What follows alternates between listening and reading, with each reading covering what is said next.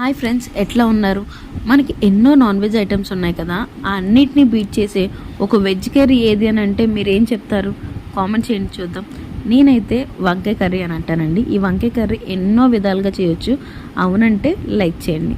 ఇందులో నేనైతే అల్లం వెల్లుల్లి పేస్ట్, గరం మసాలాలు, సాల్ట్ ఇవన్నీ వేసి దాన్ని బాగా కలిపి మనం కట్ చేసుకున్న వంకాయలకి బాగా పట్టించానండి. పట్టించి పక్కన పెట్టాను. మనకు ఆల్రెడీ తెలుసు కదా, ఉల్లిపాయలు, టమాటాలు, పచ్చిమిరపకాయలు అన్నీ బాగా వేగినాక దాంట్లో మనం కలిపి పెట్టుకున్న వంకాయ ముక్కలు, టమాటాలు అన్నీ వేసి కొంచెం కుక్ చేసేంతవరకు ఉంచాలి. దాంట్లోనే కారం, ఉప్పు తగినంత వేసుకొని నేను ఏం చేశానంటే గరం మసాలాలు, కొంచెం ధనియాల పొడి కూడా వేశాను.